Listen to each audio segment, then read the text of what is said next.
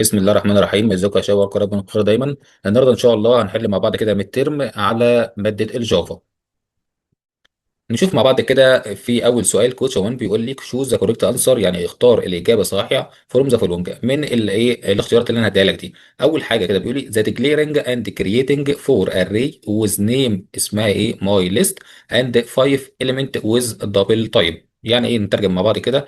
اللي هو عايز انشئ array، تمام كده، creating an array واسميها اسمها ايه؟ اسمها ماي ليست من نوع دبل، تمام كده، وعددها 5 خمس عناصر، تمام كده، في جوه الاري. يبقى اعملها ازاي؟ بكل بساطه ادي هنا الايه الاجابه الصحيحه بتاعتي دبل. ادي كده الريتيرن تايب، تمام كده، اللي هو مديهولي. ادي هنا الريتيرن تايب دبل اللي هي نوعها هي رقم 10.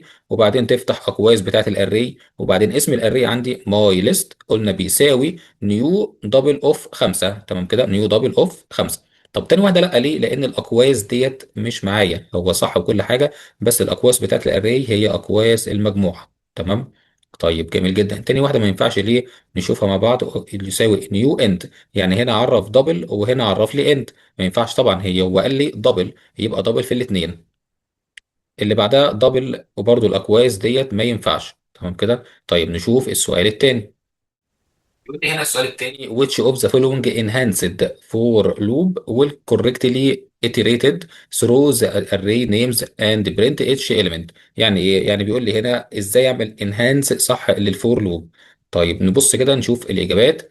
قال لي هنا السترنج، تمام، وادي هنا الاري اسمها names equal محمد وسعيد. يعني في هنا array من النوع string، تمام كده، اسمها names وفيها كونتين. اول قيمه اسمه محمد، تاني قيمه اسمها سعيد. يبقى الإجابة الصح معايا اللي هي رقم سي، اللي هو قال لي فور وافتح أقواس. قال لي سترينج نمبر لأن هو قال لي سترينج، تمام كده، ونقطتين نيمز.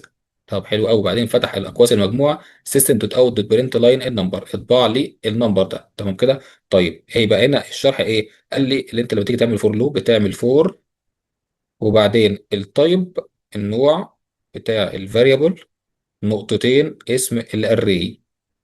ادي هنا سترينج نمبر نقطتين اسم الاري نيمز، وبعدين قال لي اطبع لي النمبر ده، تمام كده. طيب في واحده هنا اللي هي رقم دي.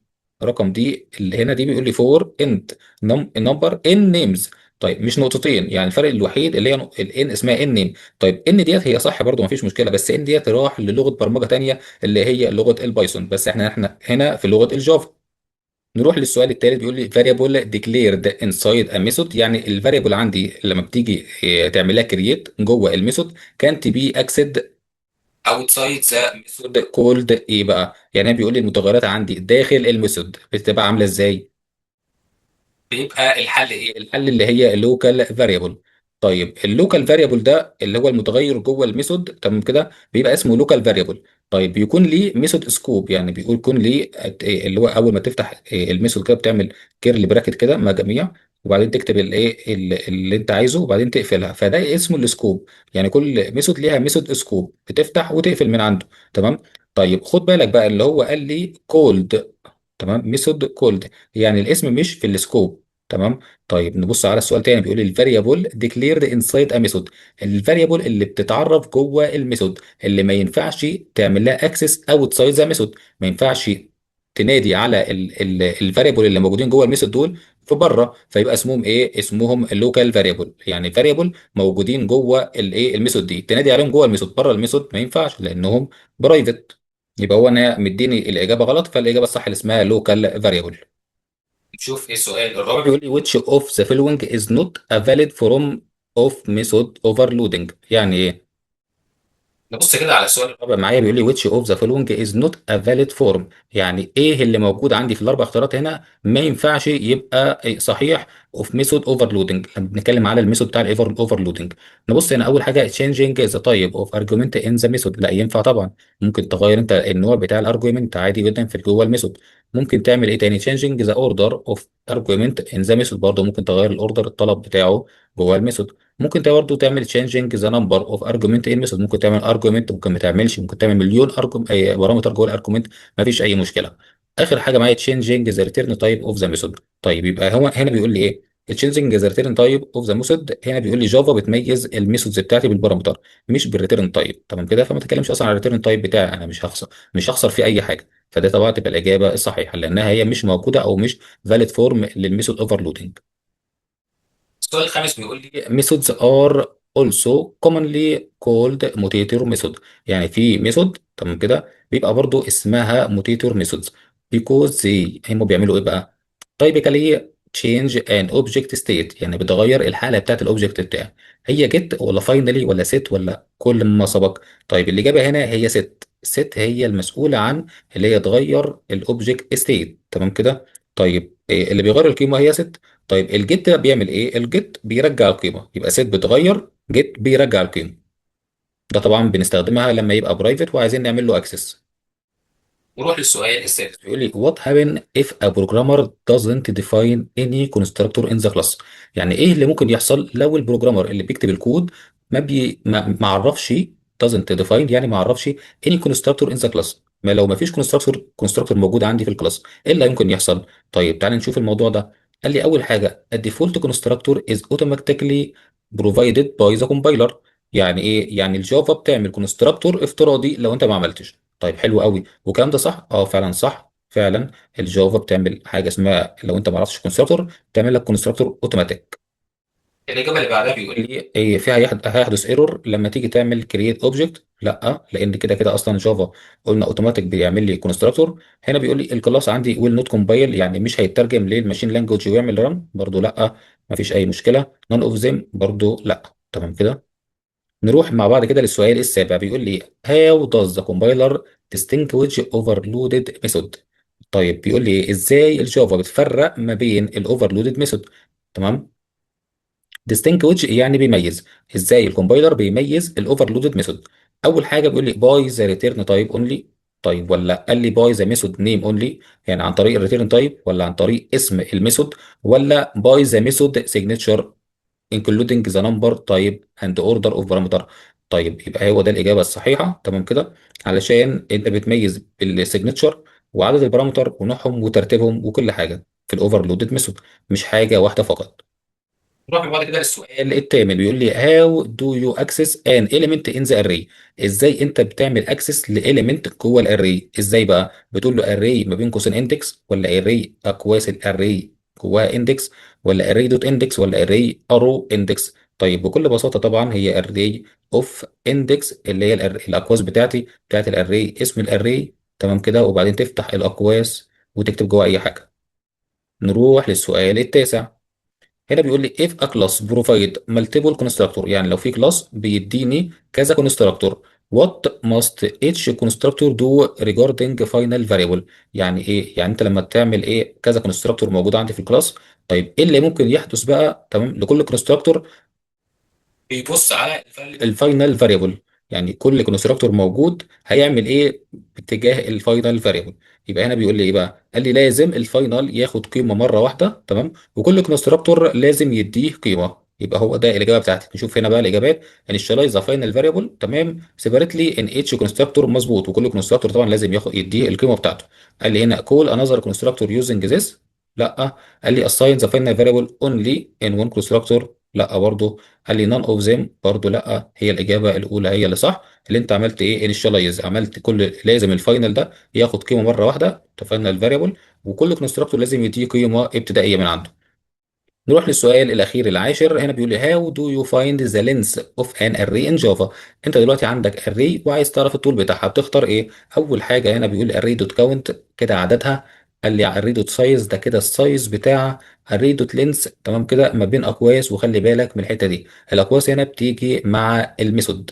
الاقواس دي بتيجي مع الميثود، وانا طبعا اللينس مش ميثود. طب array دوت length يبقى تمام، هي وده الصح. اللينس هنا بدون اقواس هي مش ميثود. تمام كده، دي بروبرتيز.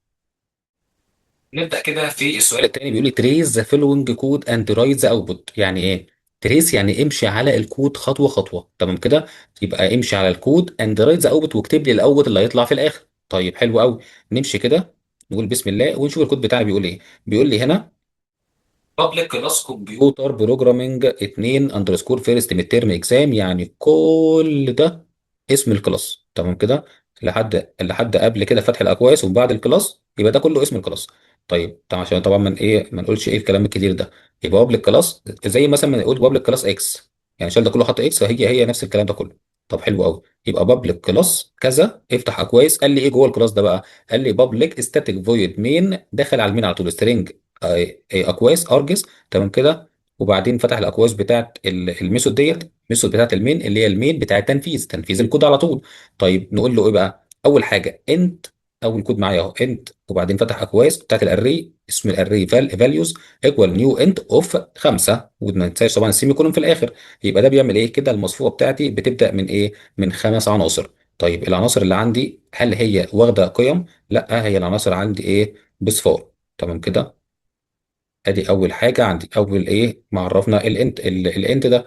طيب نمسح ده ونخش على الفور لوب، الكود اللي بعده. قال لي فور، اعمل فور لوب بقى انت اي ايكوال واحد، يعني ابدا من عند الاندكس واحد، وبعدين سيميكولون اي اقل من الخمسه، اوصل لحد الاقل من الخمسه يبقى اللي هي اربعه، يعني ابدا من واحد لحد الاربعه، سيميكولون اي بلس بلس، يعني زود في كل مره واحد. حلو كده. طيب جميل. وبعدين في كل خطوه بقى نعمل ايه؟ قال لي الفاليوز اوف الاي ايكوال اي زائد فاليوز اوف اي ناقص واحد. حلو قوي. يعني فاليو اوف الاي، فاليو اللي هي اسم الاري، تمام كده، اوف الاي اللي هي الاي الاتريشن بتاعتي اللي ايه اللي هتزيد واحد كل لوب، فانا بدا من واحد هتزيد من واحد لحد اربعه. يشوف بقى الاي ده، تمام كده، اللي هو الواحد مثلا بيساوي الواحد زائد الفاليو اوف اي ناقص الواحد. الفاليو بتاعت الاي ناقص الواحد، تمام كده، اللي هي تبقى واحد ناقص واحد اللي هي الزيرو، اللي هي اول فاليو عندي هتزود عليها واحد، تمام كده. وهكذا وهكذا وهكذا في كل لوب. طيب حلو قوي، يبقى الفور لوب اللي قدامي دي كده هنمشيها من واحد اتنين تلاته اربعه، تبدا من واحد لحد اربعه. طب عايزين نمشيها واحده واحده كده. بسم الله كده. اول حاجه لما الاي بتساوي واحد، ايه اللي هيحصل؟ اول حاجه هو بيقول لي اللي ايه الفاليو اوف الاي بواحد، يبقى الفاليو اوف واحد بيساوي الايه الاي اللي هي بواحد زائد فاليو اوف اي ناقص الواحد. الفاليو اوف اي اللي هو الواحد ناقص واحد بزيرو، تمام. فاليو اوف زيرو بكام؟ بزيرو. فاليو اوف زيرو اللي هي، ما هي ده الاري بتاعي. حلو كده. فاليو اوف زيرو هنا بكام؟ بزيرو، فحطيت الزيرو. يبقى كده واحد زائد زيرو، تمام كده، بيساوي واحد. يبقى كده الاي، تمام كده، اللي هي الفاليو اوف الاي عندي بتساوي واحد. طيب نعمل ايه؟ الاري بتاعه الفاليو اوف اي فاليو واحد بكام؟ ادي الواحد فين؟ ادي الاندكس واحد اهو. هنشيله ونحط، نشيل الصفر ده ونحط واحد، تمام. يبقى اول خطوه عندي اللي احنا هنشيله، تمام كده، ونحط واحد. ادي هنا اهوت صفر، والاندكس بتاع واحد نحط واحد، صفر صفر صفر. جميل جدا. طيب الاي بيساوي اتنين، ايه اللي هيحصل؟ نخليك مع بعض. لسه نفس الكلام اهو، فاليو اوف اي، يبقى كده الفاليو 2 بيساوي الاي اللي هو 2 زائد فاليو اوف 2 ناقص 1، يبقى فاليو 1، فاليو 1 كده كام؟ فاليو 1 اللي هي على الجديد بقى اهو، تمام كده، فاليو اوف اندكس 1 اللي هو بواحد بيساوي 3. يبقى نكتب الايه الكود بتاعي. ادي هنا صفر كوما واحد ينزل كوما الاي باتنين بقى الاندكس اتنين، صفر واحد اتنين، يكتبوا كام؟ نخليه بقيمة تلاتة. ادي تلاتة، وبعدين الصفرين ينزلوا، مفيش اي مشاكل. نروح على اللي بعده. ايه اللي بعده؟ الاي بيساوي تلاتة. ايه اللي هيحصل؟ نشوف ونعوض هنا. الفاليو، تمام كده، اوف اي، فاليو اوف اي بكام؟ بتلاتة قدامي اهو، تمام كده، اللي هي الاي بيساوي تلاتة زائد فاليو اوف اي ناقص واحد. 3 ناقص واحد باتنين. نشوف هنا صفر واحد اتنين، الفاليو بتاعت اتنين كام؟ اللي هي 3 بيساوي 6. يبقى الاري عامله ازاي بقى دلوقتي؟ قال لي اهو الاري هنحط ايه؟ نشيل الفاليو اوف 3، تمام كده، صفر واحد اتنين 3، نشيل الصفر في الاخر ده ونحط 6. يبقى نحط صفر واحد 3 6، واخر واحد صفر معايا، والموضوع كده خلص. نخش على اللي بعده، تمام كده، اللي هو ايه؟ اخر حاجه معايا الاي بيساوي 4. ايه اللي هيحصل؟ تمام. الفاليو اوف 4 بيساوي الاي اللي هي 4 زائد فاليو الأربعة ناقص واحد بكام؟ بتلاتة. نروح هنا في آخر اري، ادي صفر واحد اتنين تلاتة، التلاتة هنا كانت بتلعب بكام؟ بستة، تمام كده. يبقى فاليو الأربعة ناقص واحد اللي هي تلاتة، فاليو في تلاتة بكام؟ بستة. يبقى أربعة زائد ستة بيساوي عشرة. تمام. يبقى نكتب صفر، واحد، تلاتة، ستة. تمام كده. والاي بتلاتة اللي هو صفر، واحد، اتنين، تلاتة، أربعة. تمام كده. الاي بأربعة قصدي، سوري. يبقى الاندكس زيرو، واحد، اتنين، تلاتة، أربعة. نحط في الخانة الايه الرابعة الأخيرة. تمام كده. نحط قيمة ايه؟ قيمة العشرة. قفلت كده. ادي هنا الاوتبوت الاخير اهوت، اللي هي الاري بتاعتي مكونه من ايه؟ من صفر، واحد، تلاتة، ستة، عشرة. تمام. طيب الموضوع كده خلص؟ لسه ما خلصش. قال لي بعد ما تخلص اللوب، كمل معايا بقى. بعد ما تخلص اللوب بتاعتك دي، قال لك هنا ايه؟ فاليو اوف زيرو بيساوي فاليو واحد زائد فاليو أربعة. طيب نروح نشوف الموضوع ده. فاليو اوف زيرو بيساوي فاليو واحد، يعني اروح هنا عند الاي بيساوي واحد. طب ما كده ادي اللي فاليوز واحد، اروح عند الاي بيساوي واحد واقول له هنا هي طلعت بكام؟ واحد زائد زيرو طلعت بواحد، صح كده؟ يبقى احط واحد زائد فاليو اوف اربعه. طب ما كده انزل عند الاي بيساوي اربعه، طلعت لي بكام؟ طلعت لي ب 10. يبقى واحد زائد 10 بيساوي كام؟ 11. يبقى اروح عند الفاليو اوف زيرو اللي هي اول رقم خالص. تمام كده. اللي هو اول رقم خالص، واشيله واحط قيمه كام؟ 11، اللي هي فاليو اوف زيرو. ادي اهو. هحط هنا 11 واقول له تعالى بقى نشوف الموضوع ده. ادي هنا الاوتبوت بتاعي بتاع الاري ده هيبقى ايه؟ هيبقى ال 11 في الاول. تمام. تمام كده.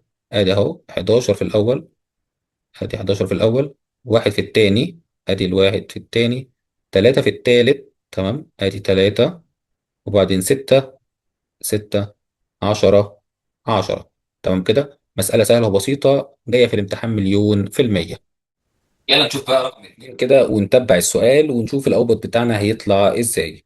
طيب الفكره العامه كده قبل الحل، هنا بيقول لي ايه؟ عندك هنا كونستراكتور عادي، وكونستراكتور بيستخدم this، وبنعمل ميثود اوفرلودنج نفس الاسم يعني. تمام كده. في ميثود معينه نفس الاسم، وبنعملها اللي هي اسمها برنت ديتيلز، وهنشوفها كمان شويه بس ببارامتر مختلفه. طيب تعالى بينا بقى نشوف الموضوع ده. قال لي هنا اول حاجه ايه؟ قال لي هنا بابليك كلاس فيرست كلاس، يعني فتح معايا كلاس اهو وسماه فيرست كلاس. قام جاي فتح الاكواز بتاعتي، وتعالى نشوف اللي جوه الكلاس ده ايه. قال لي جواه بابليك فيرست كلاس. تمام كده. والاكواز فاضيه، وجواه زيس واسمها الجسان ومحمد.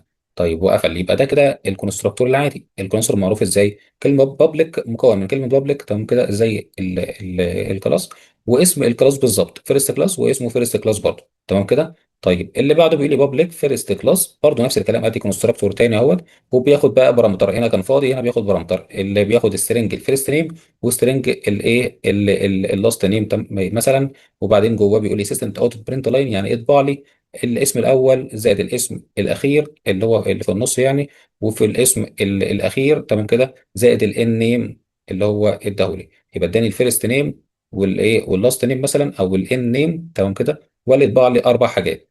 نروح للي بعده. قال لي بابليك دبل برنت ديتيلز، ده كده ميثود. تمام كده. ده كده فانكشن. بابليك دبل ادي ريتيرن تايب واسم الفانكشن بتاعتي او الميثود البرنت ديتيل، وبتاخد بارامتر اسمه سالري وبترجع لي السالري. يعني بياخد بارامتر السعر مثلا، او الايه او الراتب بتاعك، بيرجعه لي على طول. برنت السالري ده ريتيرن السالري، لما اجي انادي على الميثود دي ترجع لي السالري بتاعها.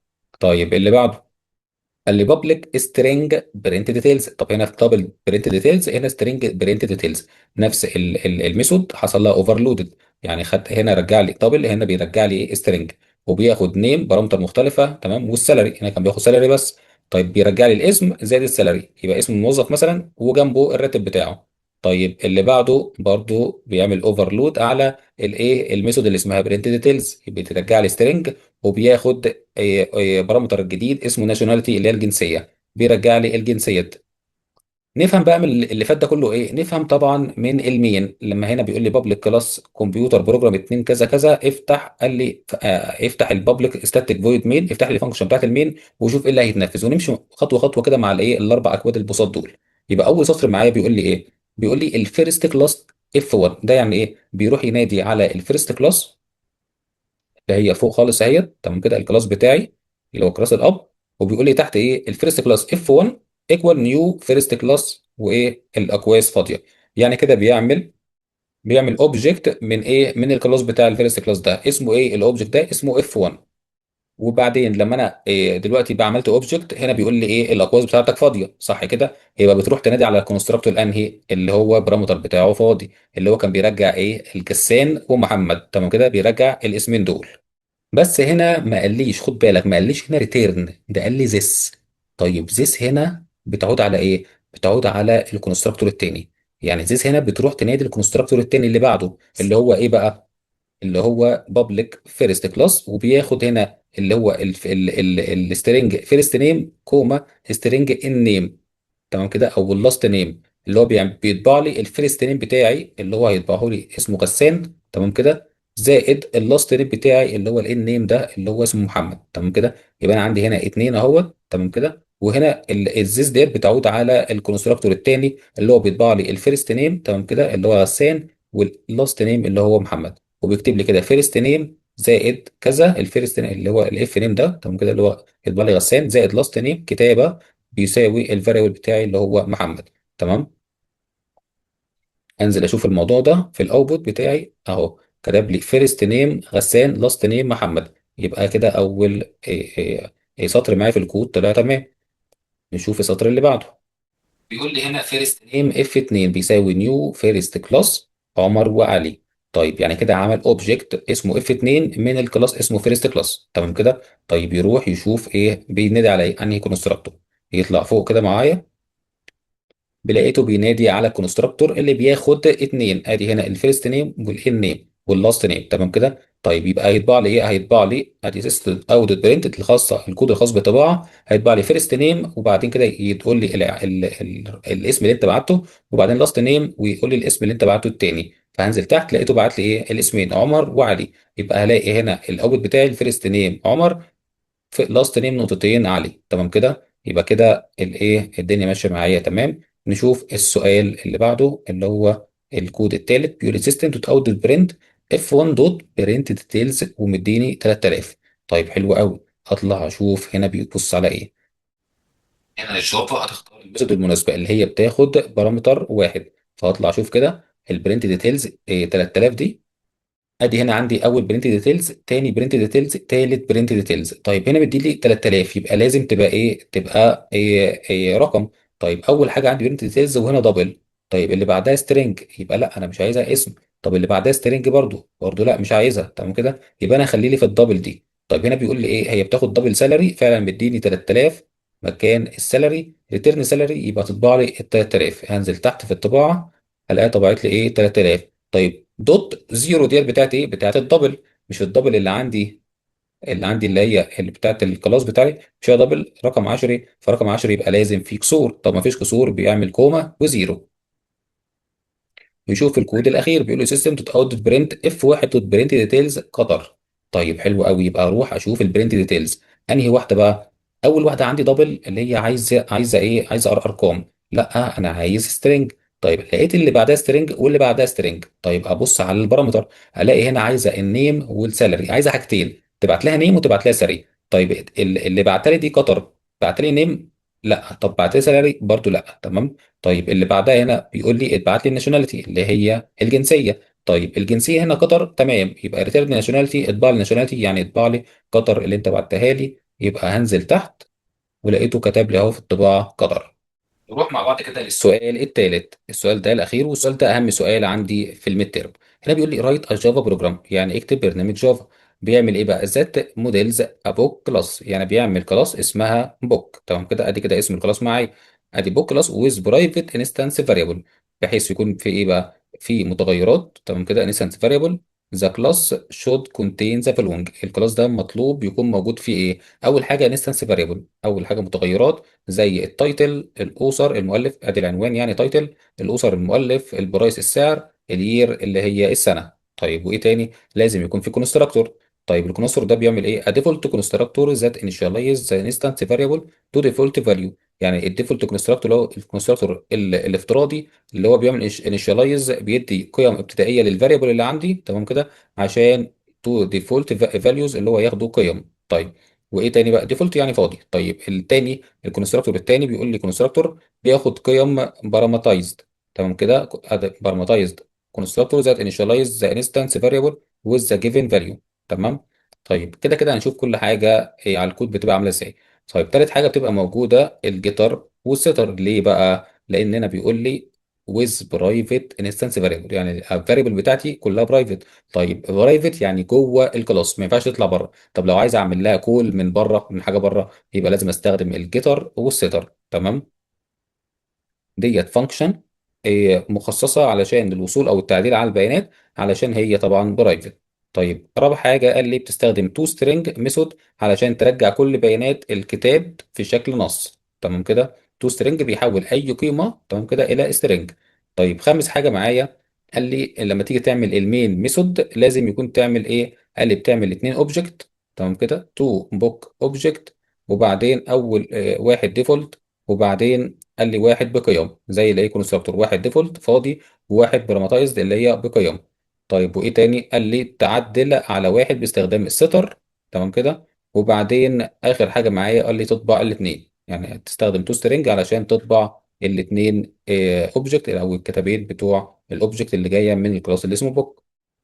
طيب نبدأ مع بعض كده نشوف الانسر ونشوف ال الكود ماشي ازاي. اول حاجه كده نبدأ بالكلاس بابليك كلاس بوك. ادي كده كتبت الكلاس بتاعي وفتحت الاقواس، وبعدين قال لي عرف الايه المتغيرات بتاعتي اللي انت قلت لي عليه. ادي المتغيرات قال لي لازم تبقى برايفت، يبقى اول حاجه اكتبها برايفت. تمام كده. سترينج تايتل، برايفت سترينج اوسر، برايفت دبل برايس، برايفت انتير. ادي كده الاربعه قدام اهوت. تمام كده. سترينج تايتل عشان يعمل لازم يبقى نوعه سترينج. الاوسر لازم يبقى سترينج يعني برضو نصي. البرايس بيبقى دبل علشان بيبقى ارقام عشريه. الير لازم يبقى انتجر ارقام صحيحه. طيب تمام حلو قوي. يبقى كده احنا ظبطنا المتغيرات بتاعتي.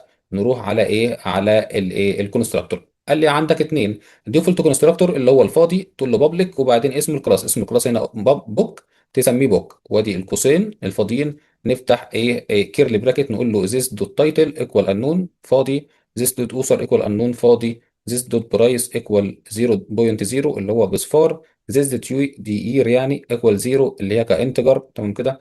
فاديت هنا قيم ابتدائيه، اربع قيم ابتدائيه للاربع متغيرات عندي جوه الديفولت كونستراكتور.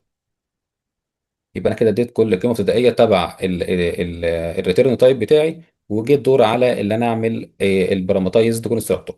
نفس الكلام بوك بابليك بوك. تمام كده اسم الكلاس بس مش فاضي بقى، ده كده كونستراكتور بس مش فاضي. قال لي ايه؟ اديله قيم. ادي هنا سترينج تايتل اللي هو الاربع فاريبل اللي عندي، تايتل سترينج اوسر الثاني دبل برايس انت يير. تمام كده. ولي زيز دوت تايتل ايكوال تايتل، طب زيز دوت اوسر ايكوال اوسر، زيز دوت برايس ايكوال برايس، زيز دوت يير ايكوال يير. ما اديتهاش بقى قيم فاضيه زي هنا، لا ده قيم كده لازم اليوزر هو اللي يدخلها. يبقى كده جاي ياخد القيم دي من اليوزر بتاعي. بعد ما خلصنا الكونستراكتور نخش على الجيتر والسيتر. طيب ادي هنا قال لي بابليك سترينج جيت تايتل. ادي هنا اسم الفانكشن بتاعتي اللي هتاخد التايتل، بتعمل لي ريتيرن للتايتل، ياخد التايتل تمام كده من اليوزر وبيرجعه لي. يبقى انا كده عملت جيت تايتل، يبقى في حاجه اسمها سيت تايتل. يبقى كل واحده من ايه التايتل اوسر برايس يير، كل واحده من البرايفت دول هنعمل لهم واحده جيت وواحده سيت. تمام كده. ادي هنا اول واحده اسمها تايتل عملناها جيت، يبقى لازم اللي بعدها نعمل لها سيت اسمها تايتل برضه. بس انا بتاخد الايه سترينج تايتل، وبقول له سترينج ذيس دوت تايتل ايكوال تايتل. ذيس هنا بتقعد على ايه؟ على التايتل. تمام. وطبعا نفس الفكره في الباقي زي ما عملناها في التايتل. هنعمل هنا جيت اوسر بيريتيرن اوسر، وبعدين هنا سيت اوسر بياخد سترينج اوسر زد دوت اوسر ايكوال اوسر. تمام كده. وزي ما عملناها في الاوسر هنعملها في البرايس جيت برايس وسيت برايس، ونعملها في الجيت يير وسيت يير، هي بالظبط. تمام كده. ده كله عشان ايه؟ علشان القيم بتاعتي برايفت، ولو انا عايز اعمل لها اكسس من بره الكلاس ده لازم اعمل لها الجيت والسيت. واحنا هنا هنعمل ايه بقى؟ اد اوفر رايد. يبقى كده بيعمل اوفر رايد على ايه؟ على البابليك سترينج تو سترينج. يبقى كده استخدمنا التو سترينج علشان ايه؟ علشان ناخد القيم ونرجعها في هيئه نص. قال لي ريتيرن بوك تايتل زائد جيت تايتل. ادي هنا الفانكشن. يبقى كده اسم انت كده هطبع الحته دي لانها ما بين اتنين دبل كوتيشن، فكده هتطبع زي ما هي زائد جيت تايتل. يبقى كده هيرجع لي التايتل هنا، ياخد الحته دي ويرجع مكانه التايتل زائد سلاش ان. ده كده نيو لاين الاوسر ايكوال جيت اوسر. ادي هنا الكول على الفانكشن دي، وبعدين ينزل تحت البرايس كام دولار. تمام كده. جيت برايس ادي الفانكشن اللي بترجع لي الدولار او بترجع لي البرايس، وبعدين الير نفس الكلام. يبقى كده بترجع كل البيانات في ايه؟ في سترينج. تمام. طيب حلو قوي. نروح على اللي بعده. دخل لي هنا في الايه؟ في بابليك سترينج فويد مين. دخل لي في الفانكشن بتاعت المين علشان ابدا اعمل اوبجكت من الكلاس، واطبع بقى الحاجات كلها. عشان انشئ اوبجكت من الكلاس نعمل ايه؟ نعمل الخطوتين دول. ادي هنا اول خطوه بوك، يبقى كده اسم الكلاس بتاعي، وبعدين بوك 1 ده كده اسم الاوبجكت اللي انا عايزه، ايكوال نيو بوك وايه واقواس فاضيه سيمي كولون. يبقى كده عملت اوبجكت اسمه بوك 1 من الكلاس اللي اسمه بوك، وهنا عملت اوبجكت اسمه بوك 2 من الكلاس اللي اسمه بوك. تمام كده. بس بوك 2 اديت له ايه؟ اديت له بارامتر هنا فاضي عشان الكونستراكتور اللي فاضي، وهنا براماتايزد اللي هو بياخد اتنين. جافا بروجرامنج ادي كده اول حاجه، وبعدين الجون دو، وبعدين البرايس، وبعدين الير سنة الإصدار بتاعتي. يبقى كده واخد الأربع بارامتر اللي عندي. تمام كده في الكونستراكتور التاني.